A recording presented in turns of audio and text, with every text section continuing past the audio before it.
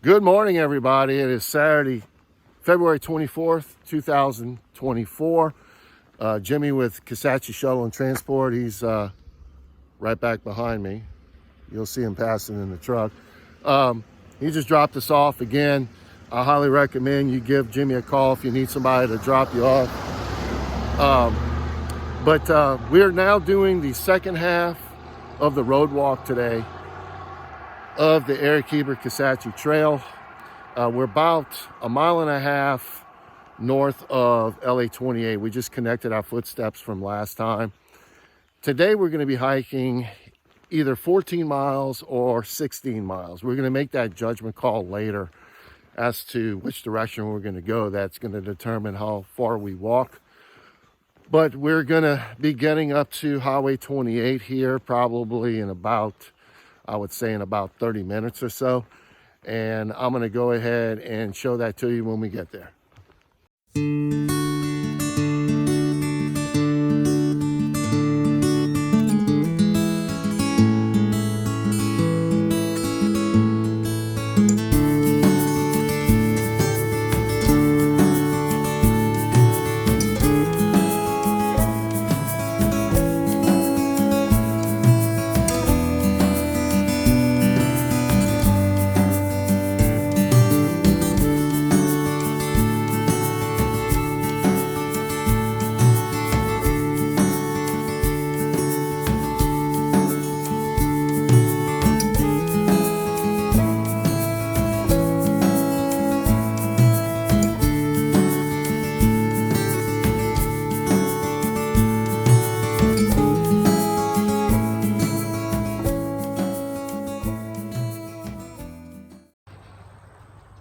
As you can see, we just got on Highway 28. We're heading eastbound, and I'm going to show you where the primary route hopefully will be for this trail. Unfortunately, as of right now, there is a section that is marked off as private property where we wanted to pass this morning.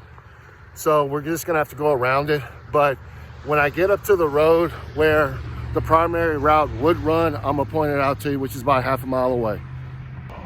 About a half mile from Clifton Road.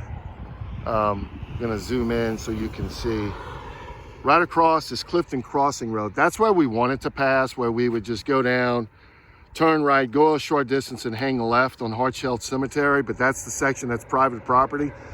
And I'm sure we're gonna be able to get that sorted out. But in the meantime, we're just gonna go a couple of miles further on Highway 28 over to Ian Johnson Road. And then I'll show you eventually this morning where Hartshell Cemetery Road connects with Ian Johnson Road.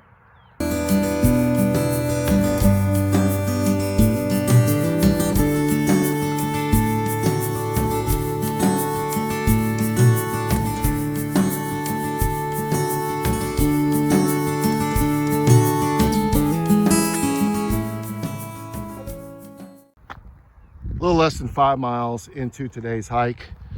You can see we just came from this direction. I'm gonna wait for this truck to pass. But in the meantime, I'm gonna point out we're getting on Ian Johnson Road. You can see the road sign. One thing, if you're coming down this direction, just look for this radio tower. But we're gonna go ahead and cross this road now, and we should be getting back to the original primary route of the trail in about 2.5 miles from here.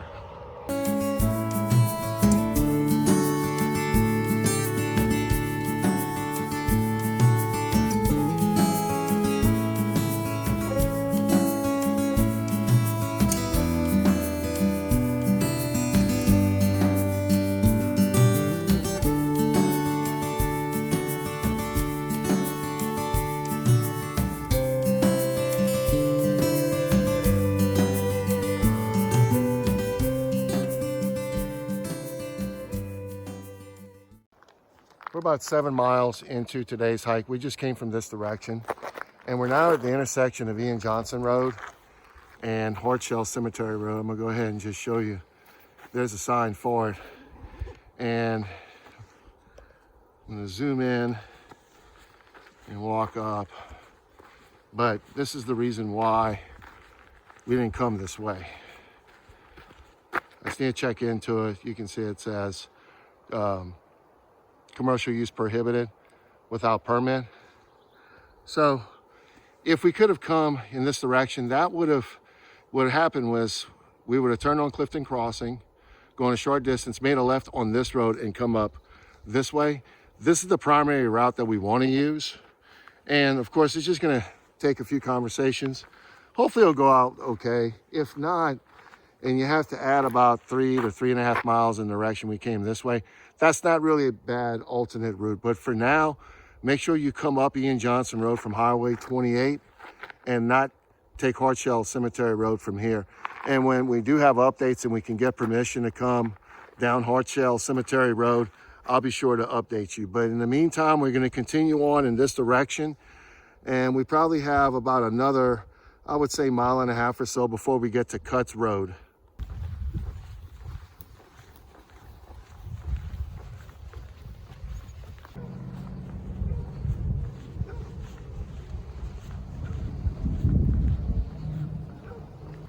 We're about 8 miles into today's hike. Ian Johnson Road follows in that direction, but what we're going to do is we're going to turn left here onto Cuts Road. And at this point now into today's hike, we're going to be moving more in an easterly direction back towards eventually the Calcasieu district of Kisatchie National Forest. And we're now probably about, I would say probably about 3 or 4 miles from the community of Otis.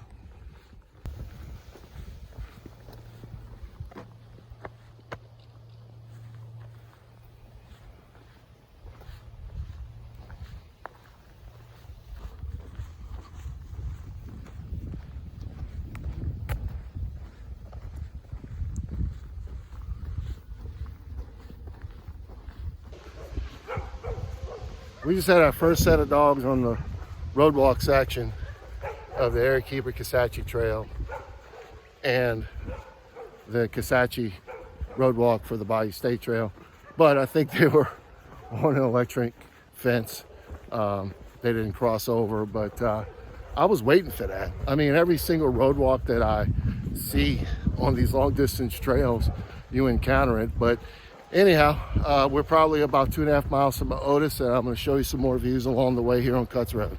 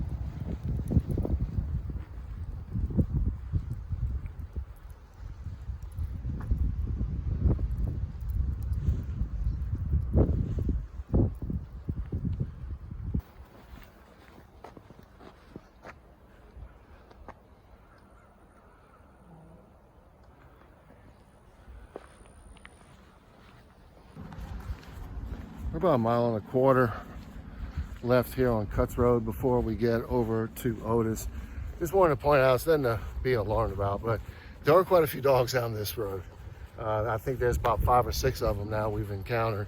Not really mean, the people were outside and whatnot, but again, just wanted to let you know what to expect, because we were in a somewhat developed area over the last couple of miles. Now we're getting into a wide stretch again before we get to Otis. But anyways, I'll show you when we get to Otis here in a few minutes.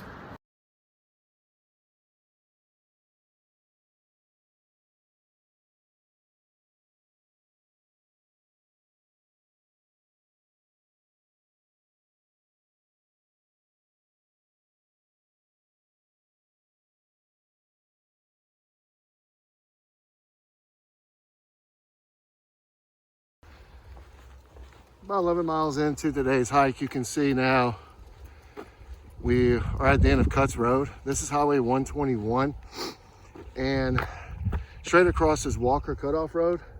We're gonna make a decision what we're gonna do, whether we're gonna go left down 121 a little ways. It'll take about 2 to 3 miles off today's hike to get closer to the Wild Azalea Trail, or we're gonna come back and do this. But either way, straight ahead, right down here, that white building is a post office. We're just gonna go hang out there for a quick lunch break. All right, we just finished our lunch break. You can see here is the post office in Otis. Not much. But down that way, if you can take this alternate down Highway 121, and it'll get you to the Wild Azalea Trail at 1.8 miles. But we are gonna get back to the primary route, which is right down here.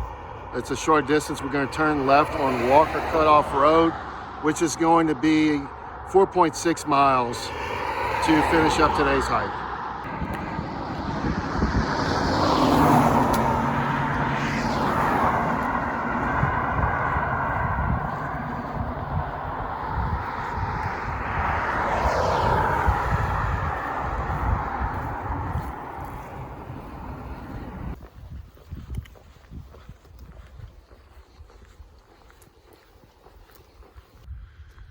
Just a little under 12 miles into today's hike, you can see we've come to the end of Walker Cutoff Road. This is State Highway 1199, and we're gonna continue going straight across. I'll zoom in. This is Snow Miller Road, and it looks like we're gonna be done with the asphalt for today. It looks like everything's gonna be gravel road the rest of the way.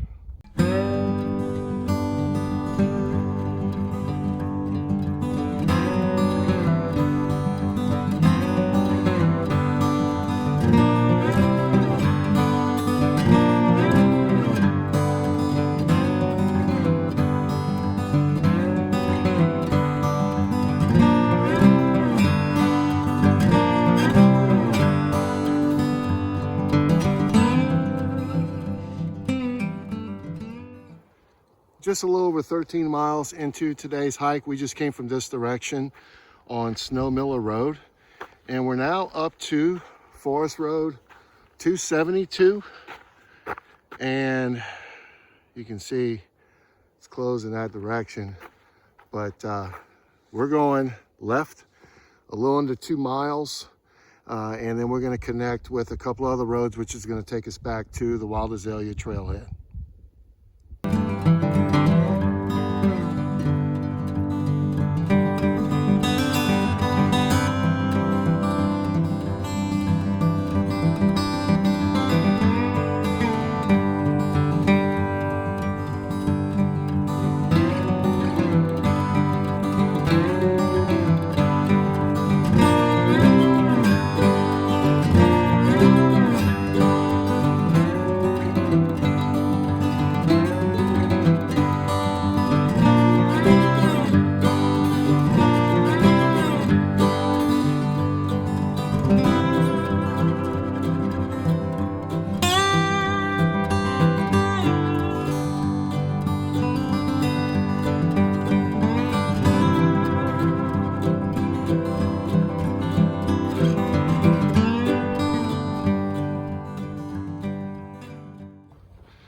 A little over 15 miles into today's hike. You can see this is Marlar Cemetery Road. This is where we came in from. So that runs into Forest Hill 272. But now what we're gonna do is we're gonna turn right and go down this way on Burrow Cemetery Road. And it looks like we are within a mile of the Wild Azalea Trail.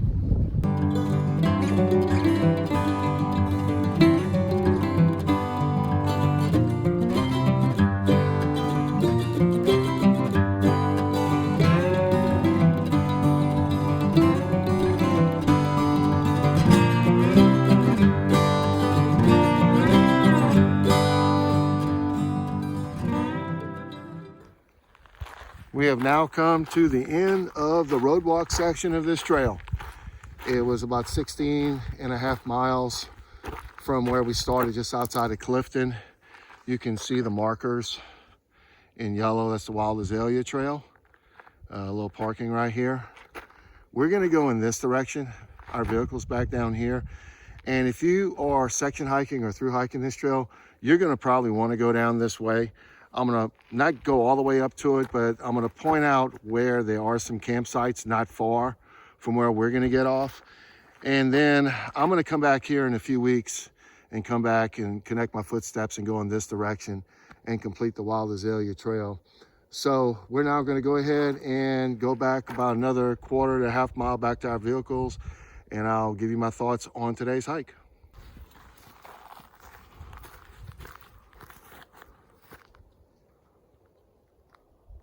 All right, well, we're just about done for the day. You can see this is the sign where if you continue going in this direction, it's gonna take you to the Valentine Lake campground spots. There's a few on the south side, the south campground area, but if you go down and across and then around the other side of Valentine Lake, they do have a lot of nice campground spots as well. So you can see it's marked in blue, and then of course the yellow indicates the official end of the Wild Azalea Trail going in this direction. But we're going back to our vehicles, and I'm going to give you my thoughts on today's hike.